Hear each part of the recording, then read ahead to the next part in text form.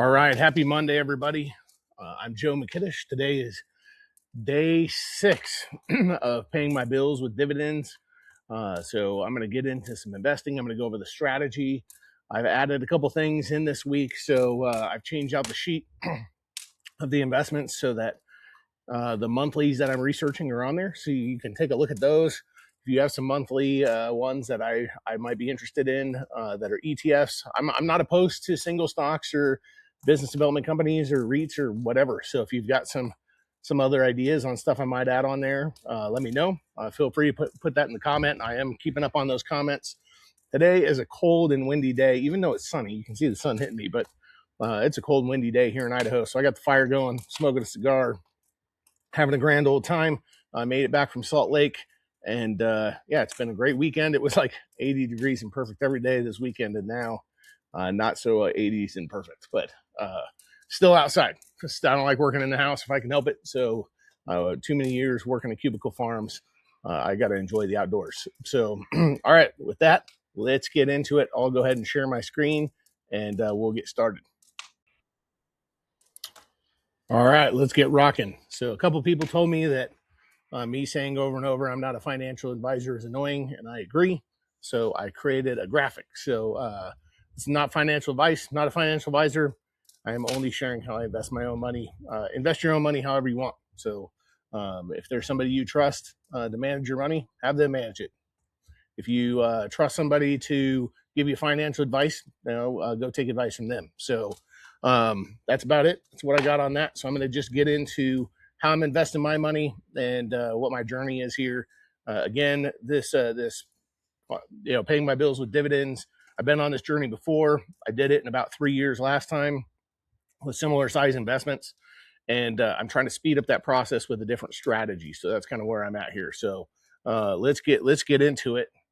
So the strategy here, I think you'll like this. This is I've simplified a couple things here that I had from my original investments when I first started doing this. It was a lot more complicated. I was just testing stuff out. So as you can see, the strategy number 7. So I've been investing for a little over a decade now into dividends, and got really serious about it several years back, where I was like, I need to get on this and get financially free so I can grow my businesses faster primarily and not be so stressed out about money. So a mentor of mine sat me down, showed me how to do this. And, it was great. It's been awesome. So this is my strategy I'm going over now. So what I'm showing you here is the thing I affectionately named the wealth snowball. Dave Ramsey has the debt snowball. I have the wealth snowball. Far less famous than Dave, but I'm not going to tell you to eat red beans and rice or ramen noodles or call you broke. So there's that. I might call you broke, but I'm not gonna be offensive about it. So I am going to sit out here and smoke cigars by the fire. I don't know if this thing is stopping the wind or not. I guess I'll check it before I post it. If it's too windy, I'm gonna have to redo it. But I put this little protector on here to see if it'll keep the wind down. So, but I hate working indoors. I really hate it. So I'm going to see if I can get through doing this outside. All right. So the wealth snowball, the way this works is I put all my monthly expenses in here. So you can see what these are. Obviously, I've got more monthly expenses than this because my wife owns horses and all this kind of stuff. So, but this is my house bills. So I figure if the house bills are paid for, I'm pretty much financially free, and that's kind of how how I operated at the beginning. And so the way this works is I'm actually gonna test some things that did not exist before when I did this before. There was a weekly pay. There were not weekly payers, ETFs that pay weekly when I started this. So I'm gonna use some of those to see if I can speed this process up. So far, the market, since we started this in the last week, this is day 6. In the last 5 days, market's been up and down and super crazy. Today, it was down this morning and then up this morning. So who knows where it's at? We'll go take a look here in a minute and see how we're doing.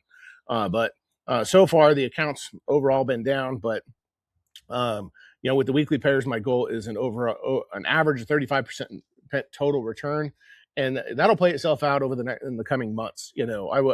I'm not going to worry too much about, we're at war in the Middle East and all the stuff that's going on. What I'm worried about, and what I'm excited about, I should say, is when the market changes and goes up. So And I'm just going to drink coffee. It's hot, so I'm slurping in a little bit. So we'll see if that shows up on the recording. You know, I got this cigar, and I'm going to be puffing in between sentences. All right, so just to keep it going in this win. All right, so the shares of the weekly payers, they will be bought evenly per number of shares. Then dollar cost averaging will be used as the purchasing strategy. So I'm just going to buy one share each day as best I can, and then see if I can get those going evenly. Right now, I can't. I don't have enough money at $300 a day to buy one of each one. But once we hit $2,000 in the account, as you can see, number 5, I'm gonna start using margin. That way, I can ensure that I can buy more shares every day. So invest $300 a day into the weekly payers until 400 months per month in distributions is reached. And I'm going to go over the distributions that I've received so far, and we'll see what our progress has been in 1 week. And then I'm going to invest 50% of the distributions once the $400 is met. I'm going to invest 50% of the distributions into the monthly payers, and then 50% back into the weekly payers. The reason I'm going to drip half back into the weekly payers is that they generally have NAV erosion, and I want to preserve my capital as much as I possibly can. And so I found the best way to do that is to invest 50% back in. All right, so margin will be used once accounts reach 2,000 value, and that's more because that's when Robinhood will open it up. And I'll be very conservative with the margin at the very beginning. I probably won't use more than 10% of the total amount that I have in there. So, for example, when I have 2,000, I'll probably use $200 in margin just to keep, because these weekly pairs are so volatile, and I don't want to have a margin call. All right, so I don't want to have any kind of problems. All right, so weekly pairs are at $400 a month. The $300 a day also will be split between weekly and monthly pairs. And then shares of the monthly pairs will be bought evenly as well. And we're going to go over those. I've got those in a Google Sheet. And by the way, all these documents and everything are all going to be in the description below. So jump in there, take a look at those if you want to. Everything in here is free. I don't have a Patreon or anything like that. So somebody hit me up yesterday and said, "Hey, do you have a Patreon or some way we can pay you for this?" And the answer is no, I don't. So and I'm not going to get one either. And I'm not gonna start a chat that you can chat in. There's plenty of people doing that. There's plenty. If that's your fascination and you want to go and chat about investments with somebody, I'm sure that there's tons of YouTubers out there with Patreons that they're happy to take your money. Not that that's a problem. I actually give a couple of those guys my money because I want to encourage them to keep making content. I just don't need the money. Your $5 doesn't interest me. I make plenty of money at my job, so I own a business and I do I do just fine. So. In addition to that, I live all my life completely on passive income, and I have for quite a while now, and it's been great. And that means that I only take money for things that I absolutely feel passionate about taking money on. So, all right, the monthly payers, our goal is to average 10% return, and then all the monthly payers will pay personal expenses. All right, so I will not be using the weekly payers to pay the personal expenses. They're just not stable enough to do it. That's the thing. So I know that there's some people out there who are like, I'm going to retire on this, weekly payer, whether it was back, when Misty was all a thing or Ulti was all a thing. And I'm like, good luck with that. Good luck. I don't think that that's going to happen. I did buy some shares in those things. And as we know, what happened to those didn't go well. So the market, you can't predict what it's going to do.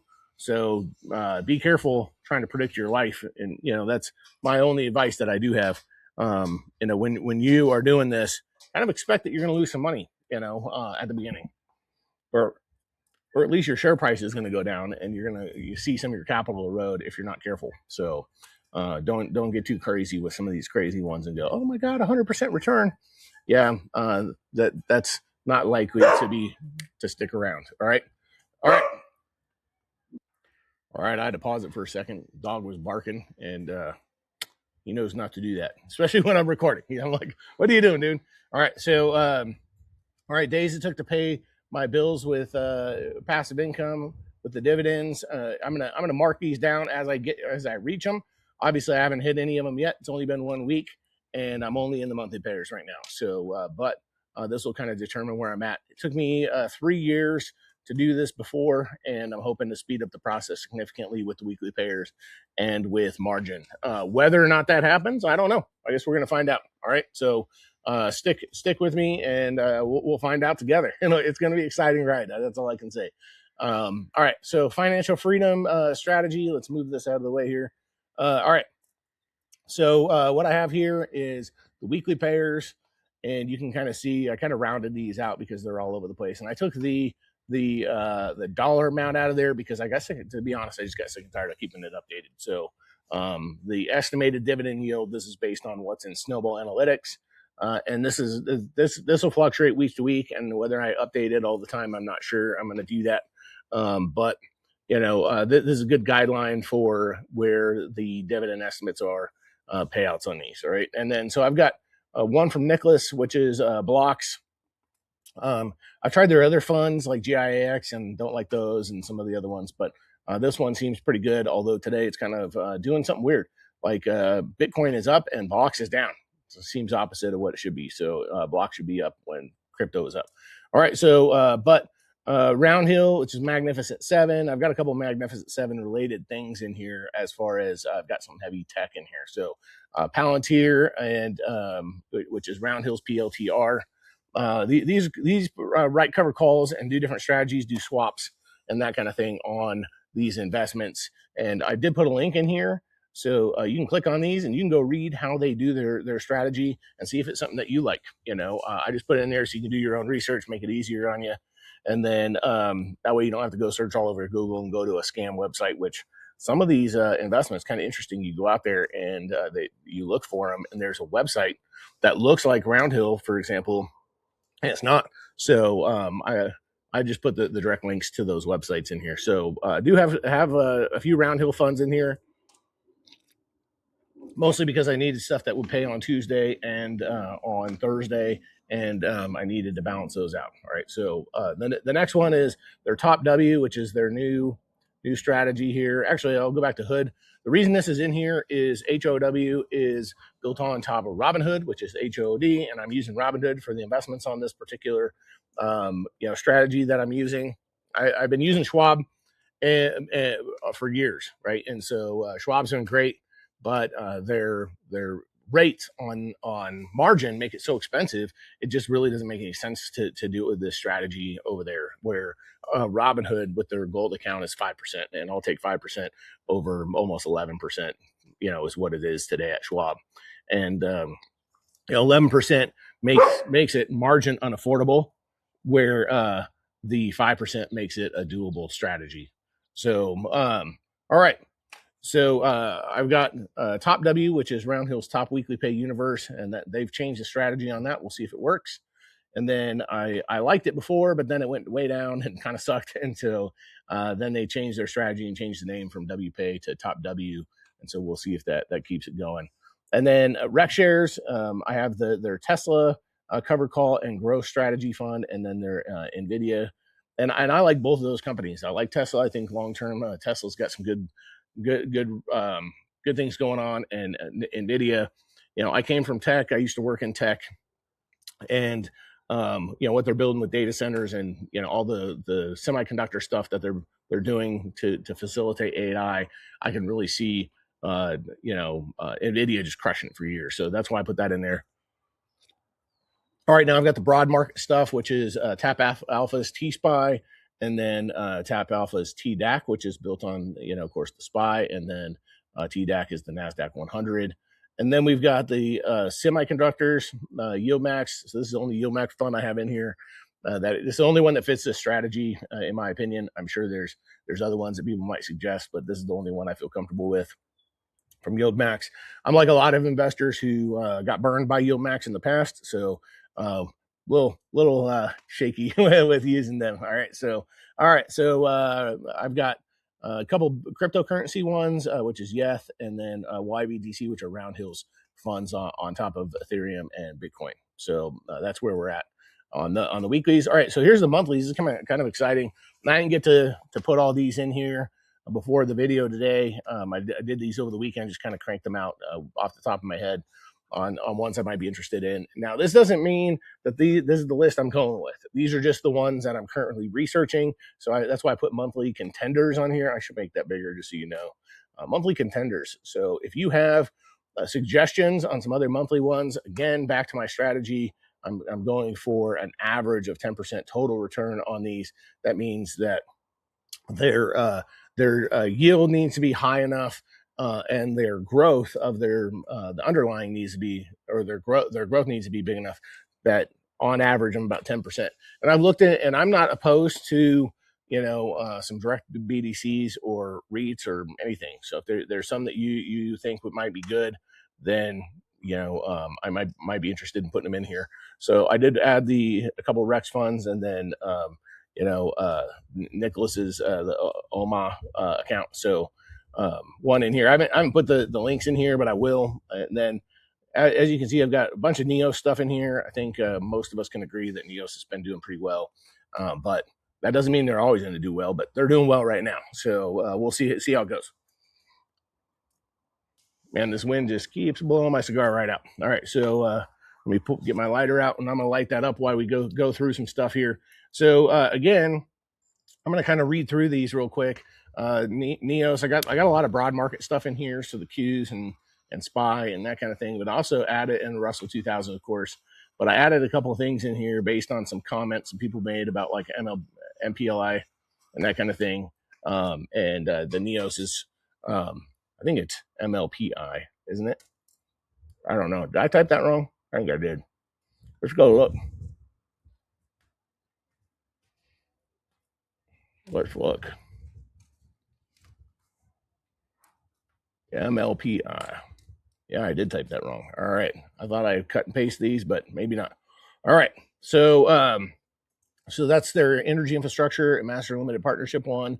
And I like that. I like the way that that's done, because I've been in a lot of MLPs and master limited partnerships in the past, and most of them, they're issuing K1s for taxes, and that becomes a bit of a pain in the butt, to be honest. So I don't really mind, because I've got a bookkeeper and accountant who does my taxes, but it's just annoying. So I have to keep all this paperwork. They mail it to me. It sucks. So the nice thing about the MLPI is they don't send me a K1. So that's kind of nice. All right. So the IYRI, which is their real estate one. I like real estate. I don't like investing directly in real estate. Let's make that clear. I would never. I've done it before. I'm not going to buy residential real estate, and I'm not going to buy commercial real estate, and I'm not going to buy any of this real estate as investments. So it's just not something I like to do. Mainly because I hate tenants, and I hate paperwork, and I hate overhead. As far as time is concerned, and real estate just doesn't fit my personality. If it fits your personality, you like messing with stuff like that, then knock yourself out. All right, and for me, I just like buying it through the regular stock market. So in my main account, I own a ton of REITs. Everything from commercial real estate, residential, multifamily, industrial, light commercial, hotels, you name it. So I'm kind of blended across a lot of different things in my main account that I live off of. But in here, I'm just going with I'm gonna limit this to like 12, maybe 20, maybe up to 24 of these, but probably just 12. All right, so so that kind of limits what I can put in here. I can't go as broad market on that. All right, so gold. So IAUI, this has been good since gold's been up, but whether it's going to stay that way, I don't know. Gold is highly volatile. Somebody was the other day was like, gold's not as crazy as cryptocurrency. I'm like, how long have you been investing in gold? Because as long as I've been watching it, it's been nuts. So it's pretty volatile, and I stay out of owning physical gold and silver. Mainly because I don't like the worry of having a physical thing in my house that I need to worry about keeping robbers from stealing. So, what does the richest man in Babylon talk about? When you get the gold, everybody wants to get your gold and steal your gold. So I'd rather be it in here, and I don't have to deal with somebody breaking into my house and stealing my stuff. All right. So so I've got the NEOS, the MSCI fund here, the NEHI, and you can research these. I've got BTCI. So I had to add some crypto in here, and that one tends to not suck as bad. So there's been a lot of them as cryptocurrency's gone down. Obviously, this one's gone down, but they've been able to maintain their distributions and maintain their NAV fairly well. So even through that. All right, so I've got some more broad market stuff here. So I've got JEPQ. A lot of people ask me about JEPI, and the return on JEPI is just too low for me on the strategy, so it just doesn't fit. But JEPQ does. And then Goldman Sachs, I've got GPIX and GPIQ, and then IGLD, which is another gold strategy one. I just put this one in here so I could test it. I can see if I want to go with one or the other. And like I said, I'm just making a list here. And then I've got Soxy, which is a YoMax fund, but it's their Target 12 semiconductor. Basically, it's a Target 12 version of Chippy, and seems to be doing quite well. I've got it in my main account, and it's been doing fine. And then FSCO, this is a credit. This one is kind of interesting. So they almost like act like a BDC and a ETF all in one, but it's like a closed-end fund. It's really interesting. So it's a dynamic credit strategy fund, and they invest they loan money out to a lot of people, and they seem to be doing pretty well. I think the problem is the market doesn't really understand what it is that they do. So it's low right now. So that means the return is quite high. I'm going to put the returns in here later on today, so tomorrow we'll have those. Then I put Omaha in here. So this particular fund is they're tracking what investments I think that Warren Buffett's doing with Berkshire. Whether or not that it tracks it directly or is the same, I'm not sure, but they've got a strategy. It pays out quite well. And then I've got a couple funds in here from RecShares, which is AIPI and FEPI, and I'll kind of put the links in there later on today. But if you have some more that I should add to this list, put it in the comments, and I'll add them to the list, and I'll start researching them, and then we'll do a process of elimination before we need to get to the point where we're investing in these monthlies, and we'll clean them out. All right. So let's get into some investing here. All right. So today the market's down a little bit.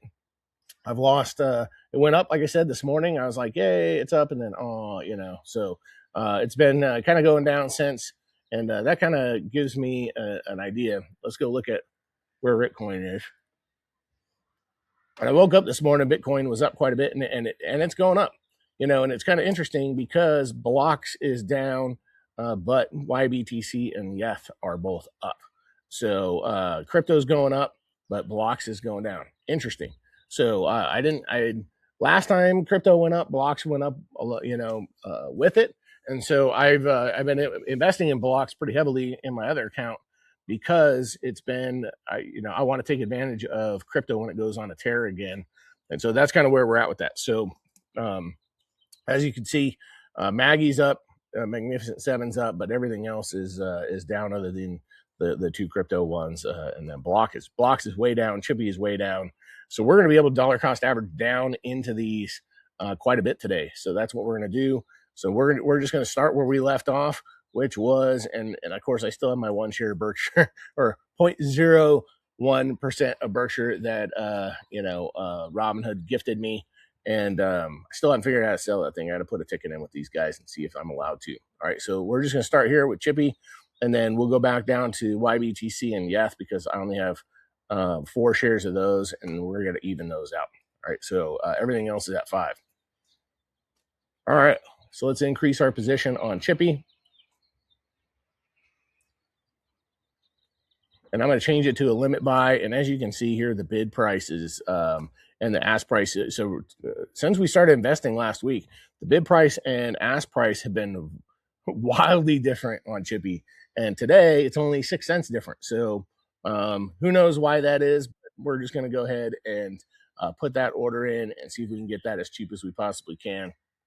And then YBTC, of course, these are the two that have gone up today. I don't typically like buying stuff that's gone up, but we're gonna do it. So 50-50 or 20-50, and we're just gonna go 20-51 and see if we can get our price down a little bit on that.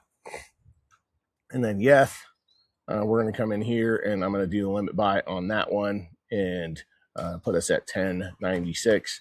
So I don't know if you saw this earlier, but my buying power was at a little over $300, and I'm gonna go into what dividends we picked up today here in a minute. So All right, so we've got these are working. We're just going to rip through all these, and then any that don't go through, we're going to come back to them. So, and I'm going to pick up at NDII, and so that I can get paid on those, on Thursday or on Wednesday. So I want to get increase my position on that one first, because that one plays on Wednesday, and it's EX date, which is the date I need to own it in order to get paid, is tomorrow.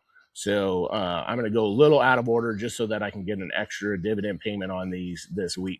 So, all right, so let's get that one going, and then TSII also pays on Wednesday, and I'm going to change just the limit. See if we can get this one for 1807. And then Top W also pays on Wednesday. So I'm going to increase my position there.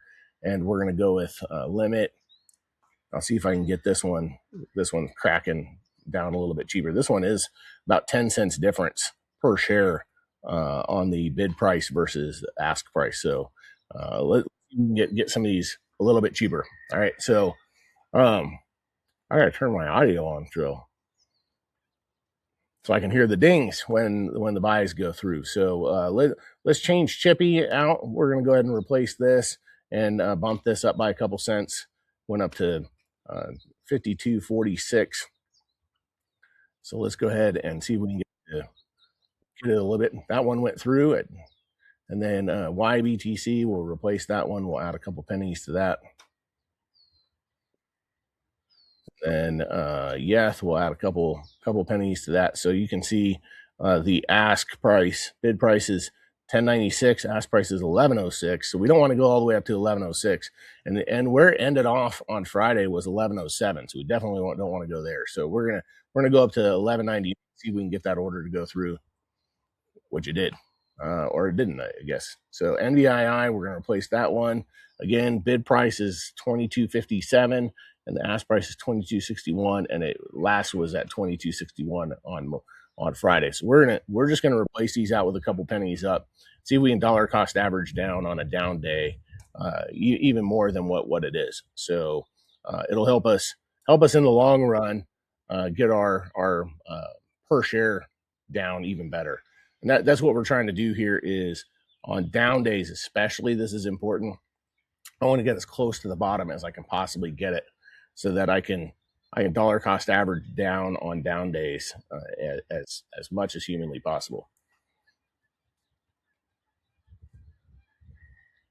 All right, while those are over there thinking about it, we'll see what else we got to go here. So we've got what pays on Thursday is the YBTC and YETH, and we're still waiting on those. And then we're going to put TDAX in here. We're going to go ahead and buy one of those, and I'm going to increase my position here. So 1964 is the ask price, and 1968 is or bid price is 1964, and then ask price is 1968, and then my last price, which was on Friday, is 1971. So we're going to try and get that as down as low as we can get it. All right, let's do TSYX as well and increase my position there. And I've got $130 left. So we'll start at the top once we've done this one. And this one's wildly different too. So it's 2025 as the bid and 2034 as the ask. So we're just going to go 1 penny above the bid price and see if we can get these to go through. All right, so let's replace this one.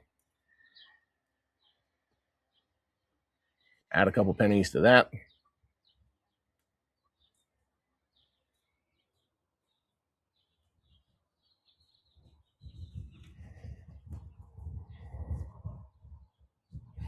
I figure as long as I can get them cheaper than what I bought into them at, and drive my total cost down, then when the market comes back, when we stop doing stuff in the Middle East and all that comes to an end, and which it will eventually, it'll be over, and oil will start moving all over the world again, and the market's going to go on an absolute tear when that happens. And so who knows when that's going to happen. I kind of watch I watch the news more for investing reasons than anything else. I don't really pay much attention to politics or anything other than how's it going to affect my investments and my business. So I try and stay out of it. And it's just a bummer. The news is a bummer. It's always a bummer. I actually had a mentor one time. He was like, I don't read the news because anything of importance, somebody's going to tell me about it same day. All right, so let's go with blocks here and see see if we can get this one going. So we're going to go ahead and increase my position on this one and limit and 2203. So it's way down today. So we're gonna take advantage of that and see if we can get these shares as cheap as we possibly can. I like dollar cost averaging down. Chippy is also it's been all over the place. So we're going to increase our position on that one.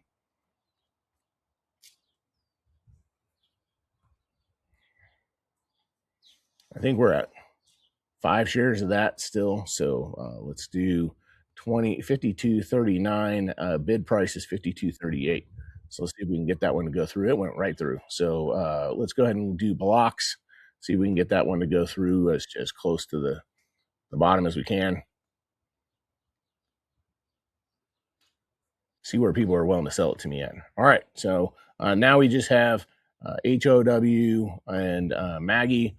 And I'm going to go ahead and buy 1 share of Maggie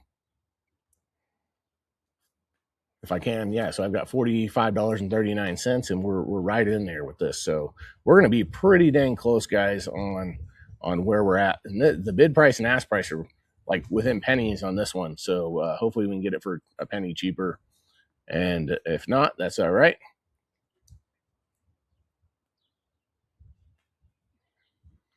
We'll get it as close to it as we can. All right, that one went through, and so did the other one. All right, so we're down to $2.24. Man, we got close on that. So this is good stuff. So my account, as you can see, my account's like going way down today, and it's kind of sucking. So let's go over the last week. Lost $94.79 in account value, and that's just because we happen to be dropping bombs on another country right now, and that other country is retaliating by stopping us from getting oil through the Strait of Hormuz, which is actually screwing up the whole global economy, which, I don't